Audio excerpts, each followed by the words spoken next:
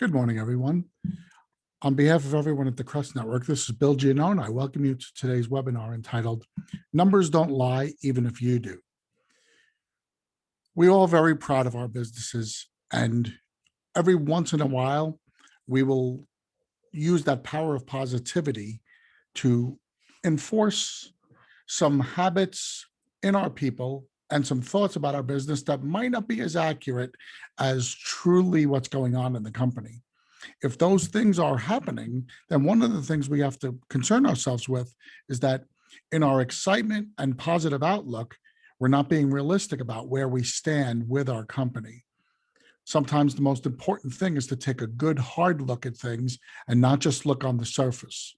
Many times when you think of something like an iceberg, you see a nice little piece of ice above the water, and all the damage can be done underneath the water because that's where a lot of the peril lies.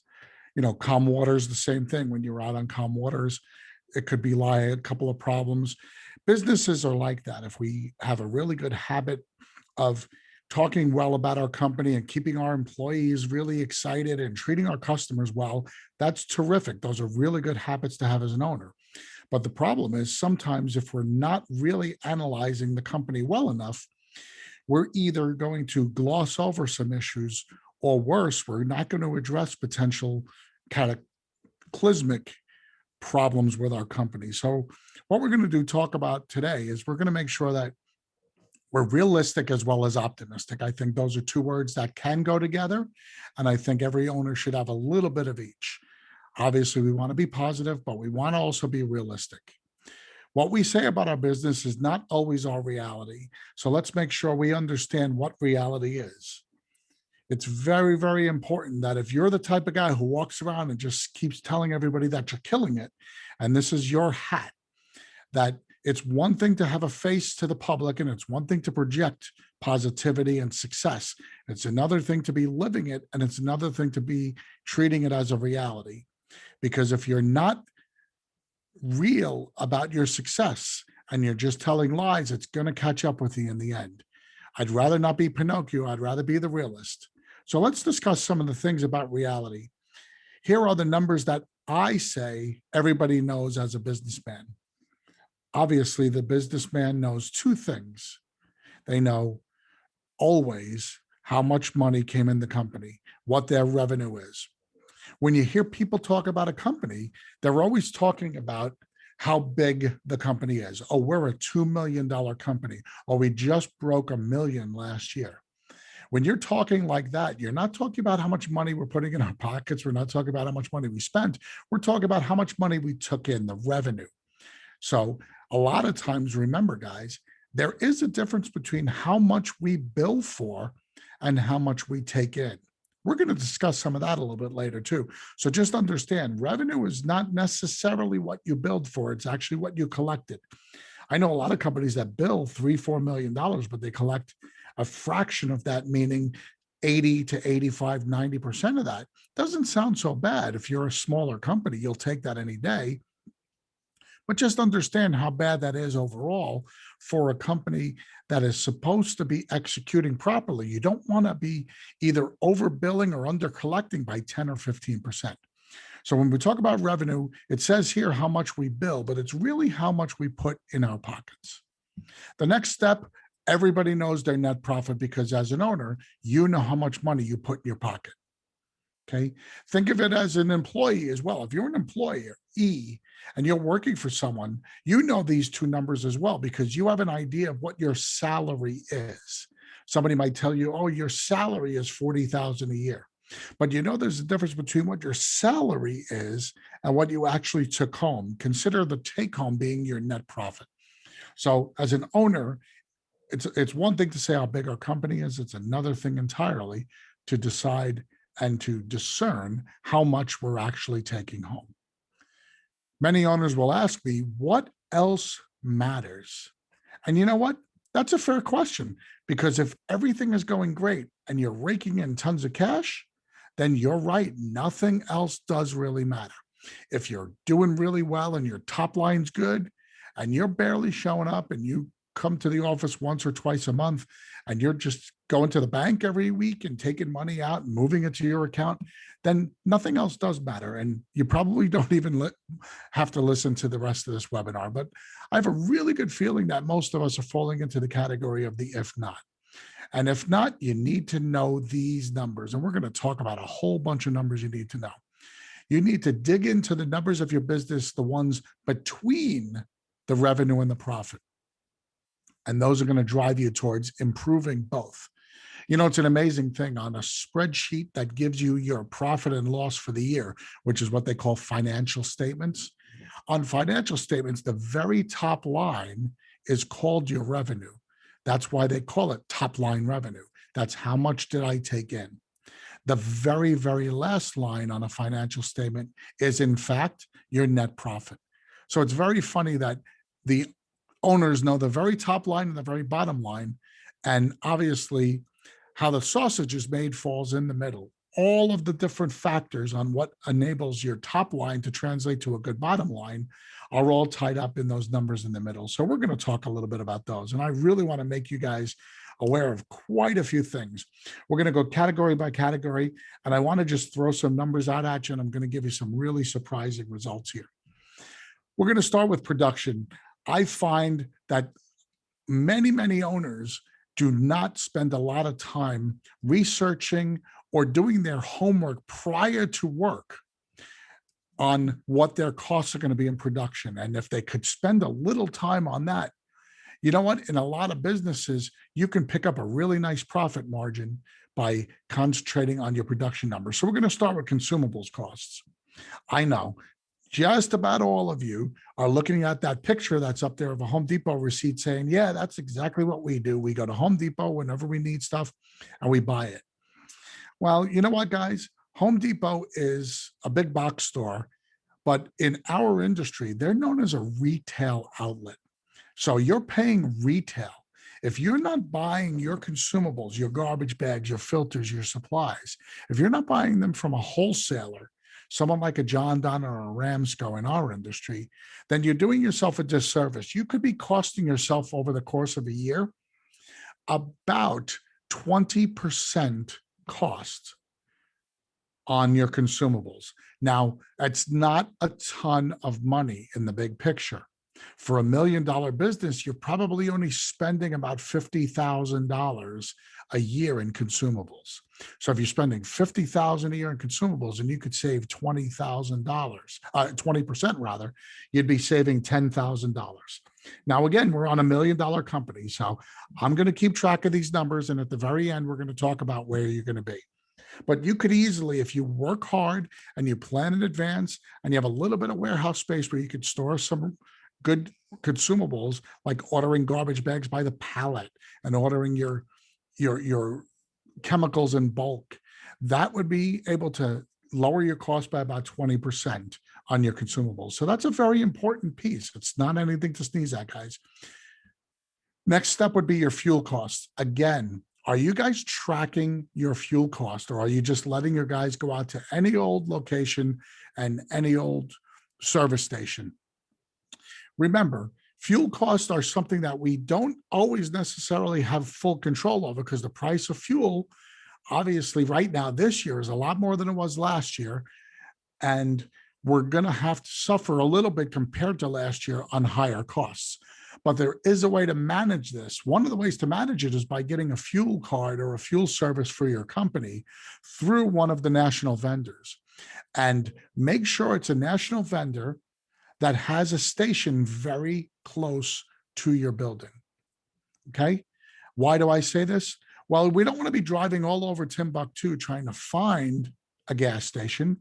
Our guys should be fueling up either the very last thing before they get in at the end of a day, so that the trucks are what we call fire engine ready for the next day or that night's response, or they should be fueled up very first thing in the morning as they're heading out to their events. So let's make sure we don't drive around a lot and waste a lot of time and mileage and cost trying to find a fueling station. The other thing I want you to do is to make sure that the national vendor you're choosing is close to your location, because Most national vendors on their programs will give you a rebate if you use the local station. For instance, one of our clients in Atlanta uses a BP card, British Petroleum. There are BP stations all over Atlanta. So there's a BP station very close to the office in Atlanta, and they give us a 10 cents a gallon rebate on all fuel purchased at their location compared to any other station. So it's a corporate policy that everybody has to fuel their cars up at BP, because when you take a 10 cent a gallon savings, right now we're talking, it's about $2.50 a gallon. So we're talking, it's not a lot, it's 4%.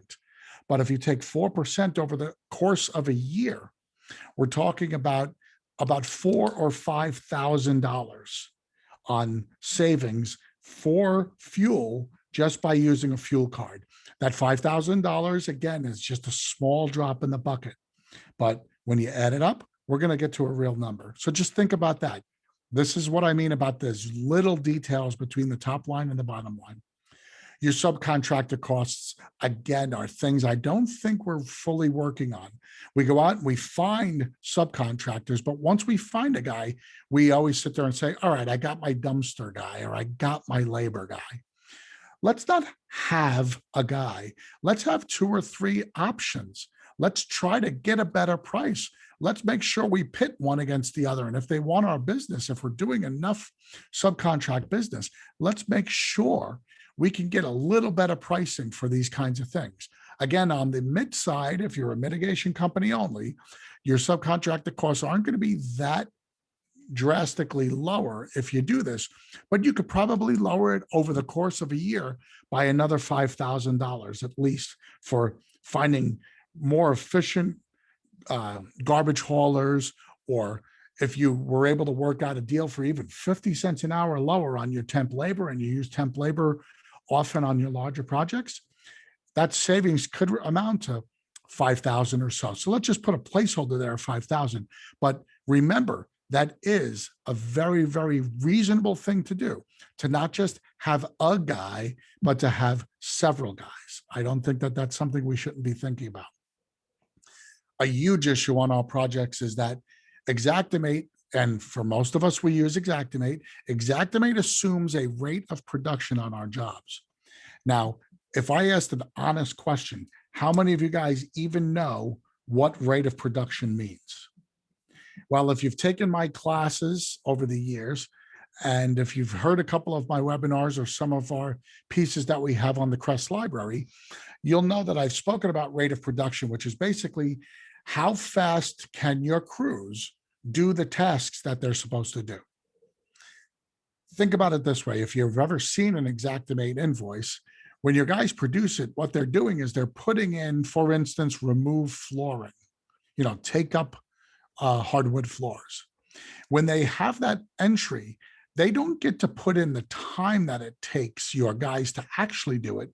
What they're doing is they're putting in the square footage of the floor removed, and Xactimate's giving us a price per square foot that assumes certain tools that we're using and the speed at which our guys are going to work. So the rate of production is the most important thing. If you have not trained your crews on these numbers, then you need to give me a call, or we need to go over some of these rate of production numbers. Every region is different. Every city has different rates of production.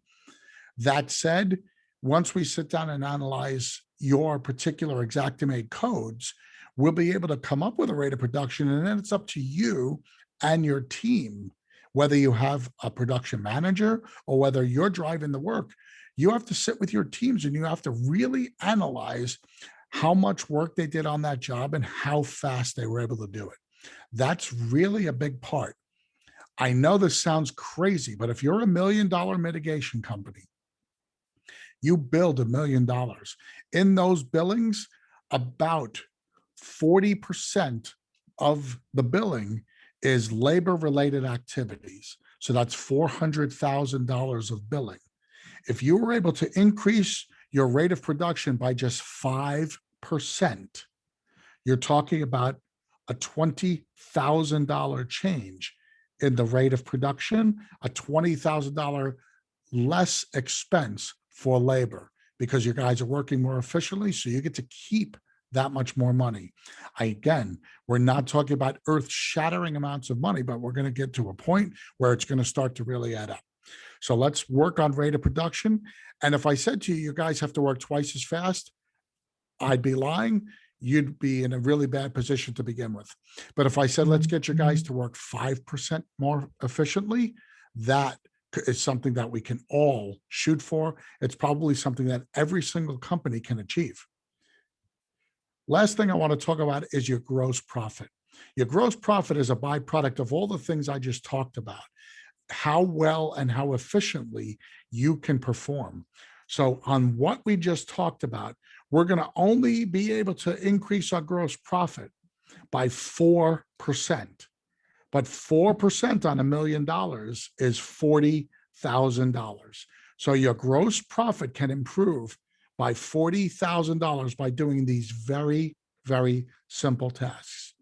So production is one area where we can capture some really good savings, and we can put money from the top line to the bottom line. Working with these numbers will improve your margins, resulting in a greater net profit. That's what we just talked about. Gross profit doesn't affect net profit, except in the fact that if you don't have to add more personnel in the office to make these changes, it's directly to your bottom line. Your gross profit becomes net profit if you don't have to add personnel or warehouse space.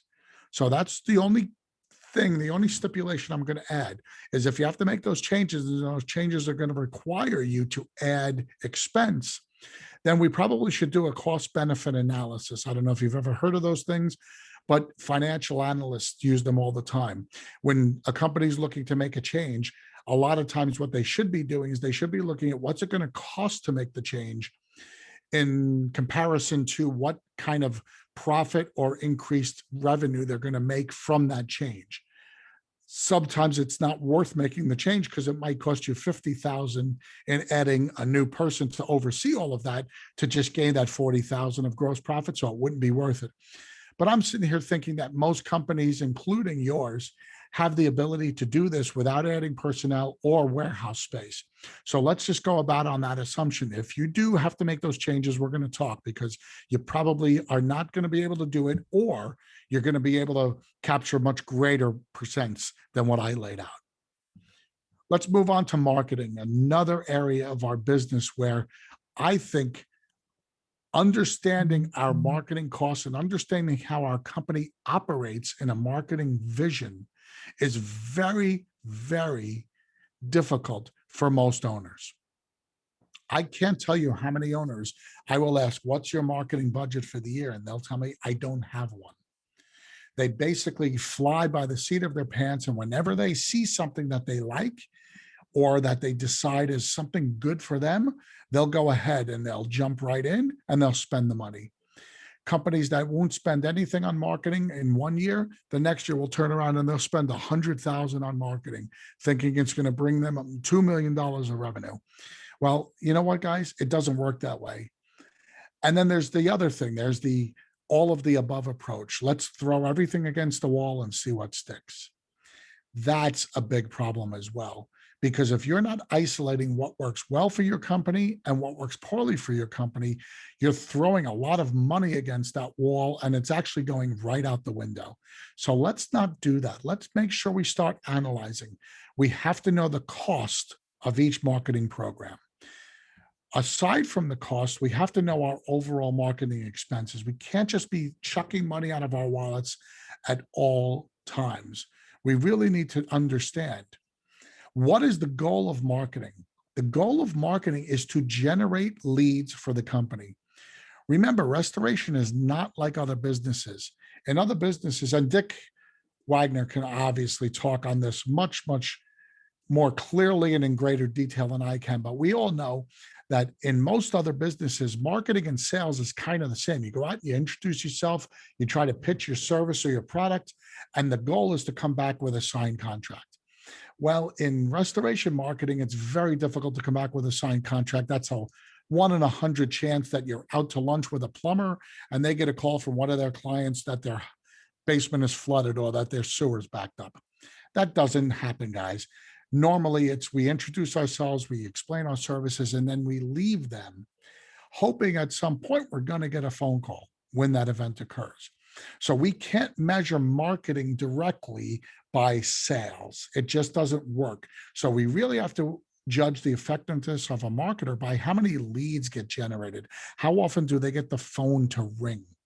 Because once again, in most of our companies, the marketer is not going out closing the jobs. Either the owner is, the crew chief is, or if you've got a highly developed system, you've got what we call a first responder or a project manager going out and signing that job up. So it's really not the marketer's place. So we like to judge and reward them based on leads generated.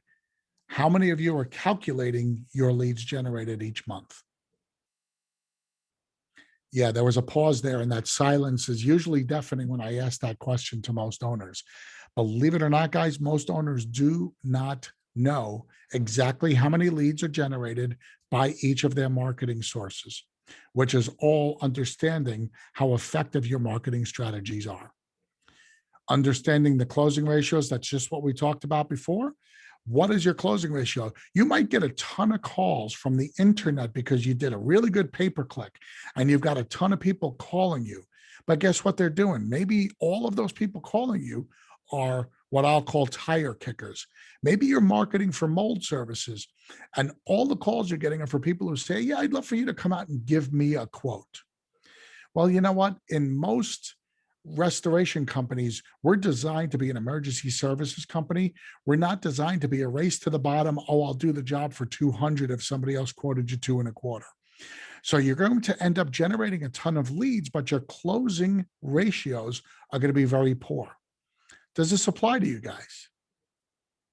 Think about it. If this is something that you're tracking, then you should have this answer at your fingertips. If this is something you're not tracking, I can guarantee you are burning money right now. I can guarantee that you are not properly marketing and you're not properly closing. And you're probably throwing money away at certain marketing platforms that have absolutely no or very little chance of success. In a previous webinar, Dick Wagner talked about many, many situations where we have clients that we work with and members of the Crest Network who are out here every single day and they're marketing their butts off and they're working really hard. And they're not getting the return that they had hoped for because they don't even know what return they're supposed to be getting. It's kind of like running in a race where you don't know the direction of the course and you don't know where the finish line is. You're running for running's sake. And if you're marketing for marketing's sake, you're confusing activity with achievement. Everything we do in our business has to be goal-based. And if we're marketing to just generate more business, that's not a goal, that's a wish. We have to enter into every single marketing plan knowing exactly how many leads we want to generate. And we have to be able to say how many leads that get generated are closed. So we have to have goals for our generation and our closing. Knowing your closing ratio by plumbers, by agents, by internet, by all other lead sources and programs is vital to your overall health of your company. And you need to know what your average cost per lead is. When I talk about this, everybody says, oh, yeah. Like, how much do I pay my plumbers? Yes, that's one part of your average lead cost. But you're probably not calculating it as an average lead cost.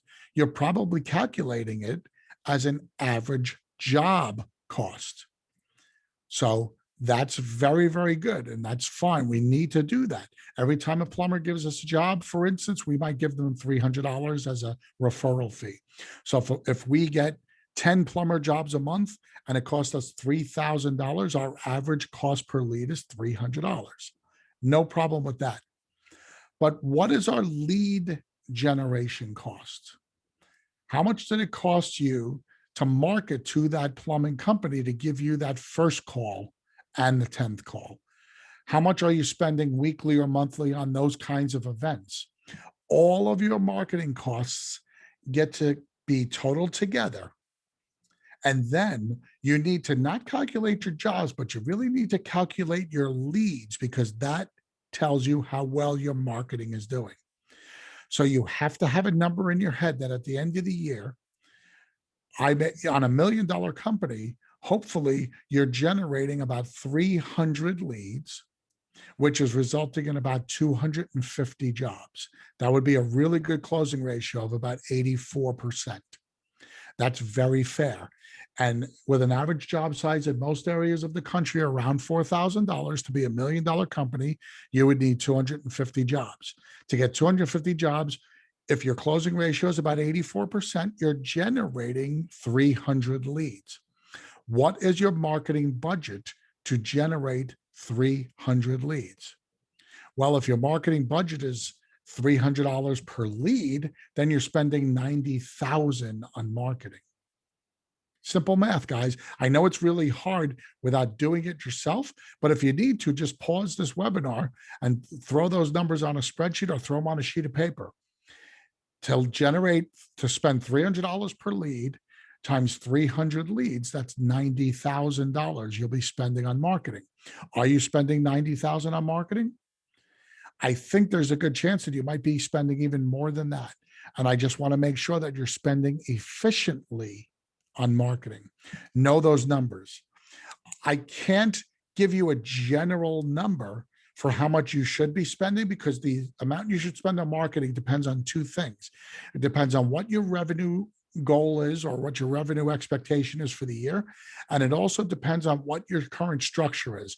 If you as the owner are doing a lot of marketing, or if you're heavily concentrating on internet marketing, your numbers are going to be vastly different than if you have a marketing person working for you. That is something that you and I and Dick might have to sit and talk about for a few minutes before that. If you're a much larger company, you've got several different marketers out there and you've got different verticals or marketing goals that you're looking to market to, then again, that's a different conversation. But I know for a fact that we could probably save 3 or 4% of your marketing costs for the year. It's not a lot, but at the end of the day, 3 or 4% of your revenue on marketing costs could be $30,000 or $40,000.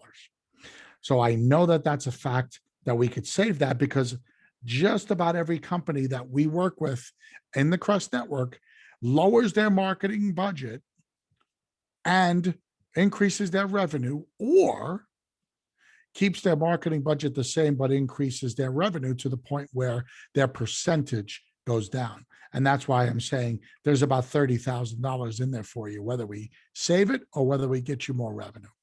So understanding those numbers gives you greater control and a better ROI. Return on investment is how much money comes in, that, remember that number up on top, minus how much you spend for marketing. So that's your return on investment. Now we're going to move on to operations, because your operations has nothing to do with what we call project expense or cost of goods, or what we call direct expense. Operations are all of your indirect fixed expenses. These are things that on January 1st, you know you have to spend money on at the beginning of the year, and whether or not you do business, you still have these expenses. So we're talking about things like your facilities costs, your rent, your utilities. What are you doing? Are you just accepting these costs as they're incurred, or are you doing things to make them a little better? Are you making sure that in your lease, you're getting everything you're entitled to from your landlord? Most of us just kind of figure, well, whatever the cost is, and I have to do everything else. Well, let's just make sure that, in some leases, there are some common charges, and you might have what we call CAM charges that will include the use of a dumpster on the site. If you're in an industrial park, a lot of guys do that. They'll put community dumpsters out for a lot of the companies to use. Some of the companies in your area and in your little industrial park might be more tech companies and not have a lot of demolition that you have to take away from doing some projects. So you might have the ability to overutilize their dumpsters and save a little bit of money. Utilities, now that utilities have been deregulated, there are opportunities out there to negotiate your rates. There are several different carriers or providers that you can get. There's also fixed cost utilities that you can do. Look into that. There are ways that you could save yourself, for a normal smaller company, you could save yourself anywhere from $3,000 to $5,000 a year if you work really hard at drilling down on what your fixed rent and utilities and CAM costs are. I'm not saying it's a gold mine, and it does take some work, but again, this is what you're working for. You're looking to find money in your pocket. It's already there. We're just trying to find it. Your insurance expenses, again, other than payroll, insurance expense is usually the second largest cost for every single restoration company. If you're properly insured, you've got 6 or 7 different types of insurance, and those costs are very severe. For some companies, those costs could be in the hundreds of thousands of dollars. Let's make sure, as we renew our policies this year and every year, that we're really out there shopping and making sure that we're getting the best rate. We want to be fully covered and protected, but we also want to make sure we're getting a good competitive rate. We also don't want to be over-insured. It's one thing to tell everybody you're a $2 million company, but if you're really not a $2 million company, don't be insured to be a $2 million company. Don't spend a ton of money on insurance because you are trying to protect yourself for a revenue that you're really not generating. Things like workers' comp. Let's make sure we have everybody really aggressively and calculatedly qualified to be in each category. If you have everybody in your company as a field water damage technician, you're paying a much higher workers' comp rate than you should if you have some people working in the office only or as administrative people. Like if you have a project manager who doesn't literally get on ladders and doesn't cut drywall, things like that, he should not be listed as a technician. And there's a really good chance, if you've done that change over the last year or two, you never made that change in your insurance, where you would probably be able to get a lower amount of insurance just by going for a change in some of your workers' comp classifications. Just be on top of that. Again, I'm not talking earth-shattering numbers, but if you really shopped around, you'd probably be able to get $5,000 in lower insurance costs. I'm pretty sure you could do that. Let's move on and we'll talk about office staff salaries and benefits.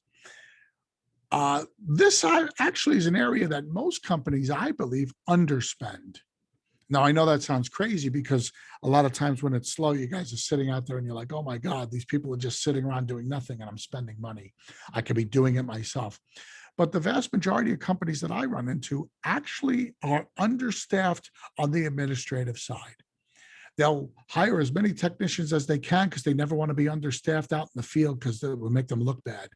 But they'll be so understaffed in the office that many times it's costing you dearly by not being able to do things like get the invoices and the documentation out in a timely manner to your clients and to the insurance carriers. It's really important that you balance your need to keep your staff lean and mean in the office with making sure that when things are at normal capacity, you are fully processed and capable of responding immediately to anything that happens on the job, or to make sure that your invoices and your paperwork and documentation and any questions about any outstanding receivables get handled immediately. I say this all the time and it bears repeating every single time it comes up. The single greatest expense every company has is what I call the float. The amount of money it takes for you to stay in business between when you do the business and when you actually collect the money. Normal companies should have about 45 days of float.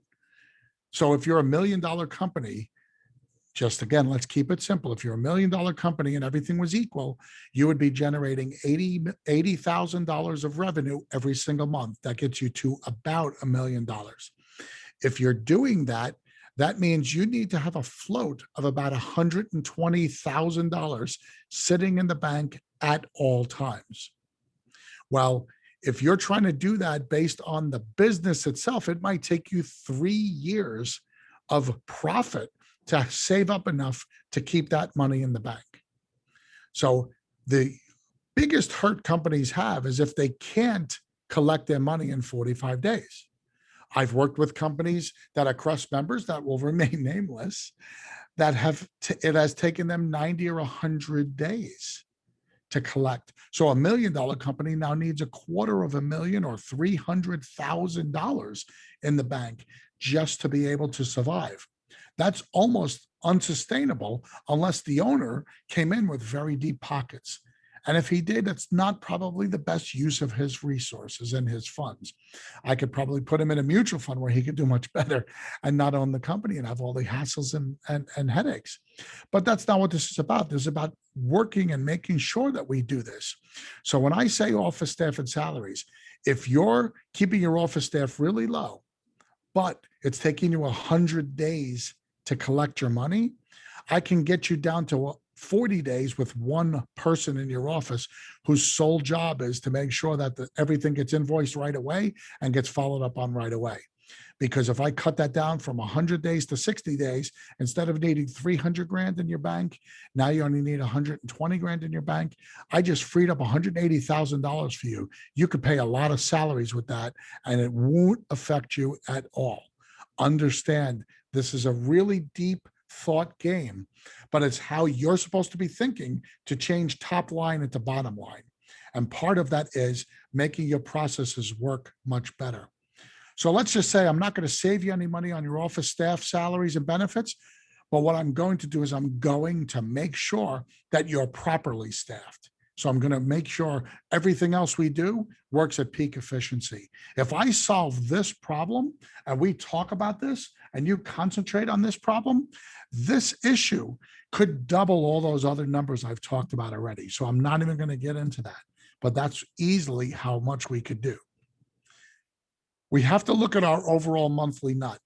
I'm not sure if every one of us understands. Many of us have just used the bank method. Well, as long as I have money in the bank, I'm okay. And I just need to collect more.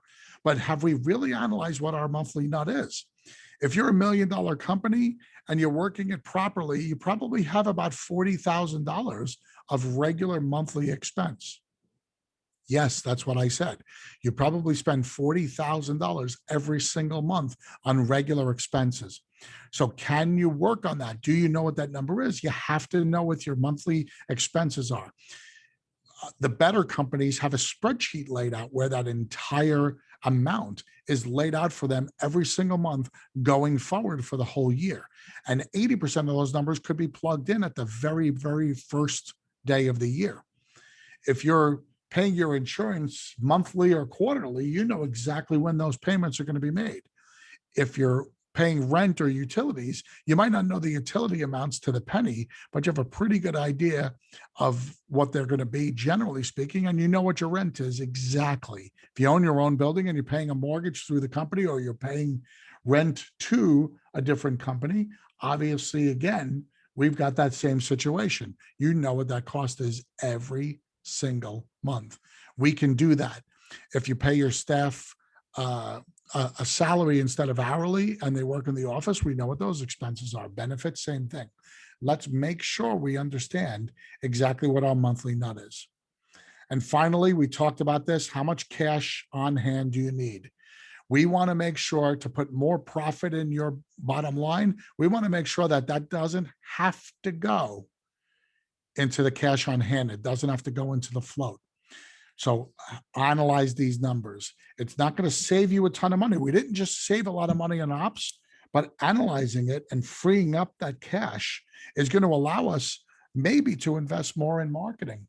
Maybe it's going to allow us to invest a lot more into operations where we might be able to hire a manager to go out and do a lot of the things that we talked about before. Controlling and managing your fixed costs will give you the greatest return on the bottom line, because once again, if we can lower our fixed costs even by $20,000 or so, that's $20,000. Every penny of fixed cost savings goes into bottom line. It goes right to your pocket. So I know we talked a lot of numbers here, but think about it. Every penny I could save goes right into my pocket. I am not spending nearly enough time measuring the small things. I think everybody can basically say that about themselves. And I definitely could find the time to devote to this detail. How much more money could I be taking home each year simply by knowing these numbers? Well, we talked about some numbers. We talked about Home Depot type buying and going to wholesalers. We talked about some fuel and some sub costs. We talked about getting your labor to work just a little bit faster. We talked about some marketing expenses that maybe we can streamline and be a little better about. And we talked about working maybe to try to get our fixed costs down just a hair, not a lot. Do you know what we talked about, guys? We talked about an amount of money that comes to $90,000. That's just a quick calculation. Bare bones. If you're $1 million company, we can dig up and find $90,000. Yeah, I just got everybody's attention. Exactly. So if you're $1 million company and you can find $90,000, this is going to be the question you're asking. Where do I start? Well, guess what, guys? You need to have your information. Weekly meetings is the best way. Having regular scheduled meetings with your staff will give you great insight into what's going on and how the money is moving within the company. You need the info, to quote Dr. Evil. These regular meetings are extremely, extremely important. You have to sit down with everybody in your company who either spends money, collects money, or looks at money. That hopefully is just about everybody on your management team, all of your go-to people. So you have to meet with them every single week. That is certainly something that is expected of you. Next thing, you need to know your numbers. Have your bookkeeper or your CPA or your office person produce weekly reports of all of your financials. All those numbers I just talked about are all part of what we call a profit and loss statement. Every single week, you should be looking at your P&L. You should look at that, and you should look at two other things. You should look at your accounts receivable, how much money is owed to you, and you should look at your accounts payable. How much money do you owe out to other people? That's your company's wallet. You need to own that. You need to know how healthy your company is. If you're not doing this and you're relying on others, you're literally putting your future and your financial freedom in the hands of other people. And as much as you want to rely on other people to help you get there, you have to own it. You have to know your numbers. When we talked about closing ratios, you need to get reports every single week from the production team about how many leads came in, and from those leads, how many got closed.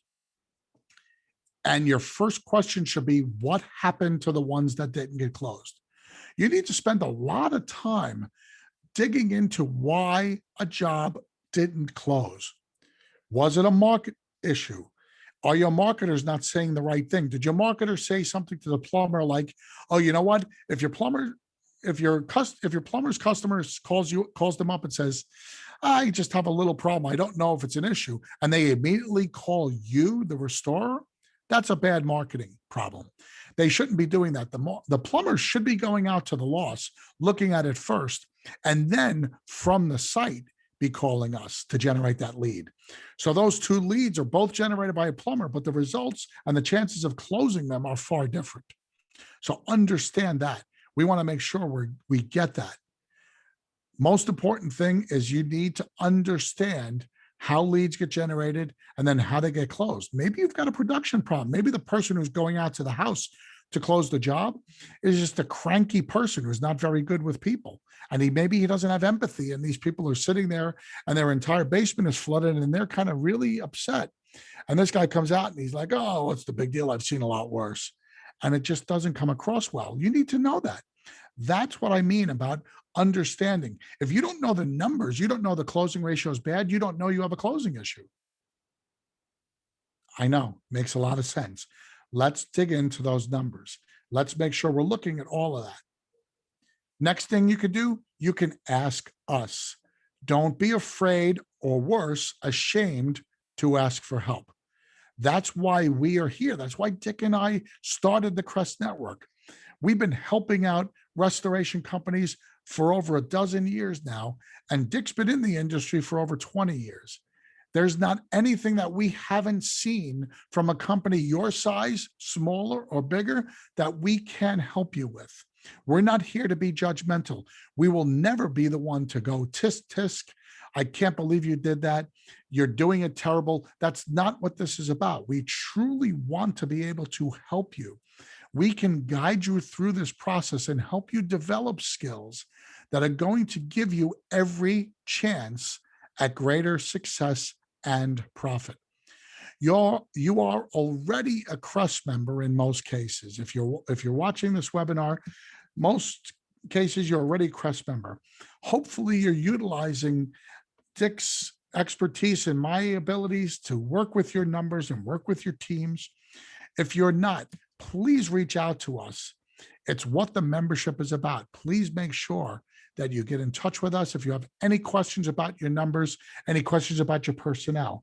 We are more than ready to take you to that next level and get you through all of this. Obviously, if you have any questions about the numbers I talked about any issues, and you weren't able to freeze the webinar, you don't understand it, please give me a call. My number is right here on the page.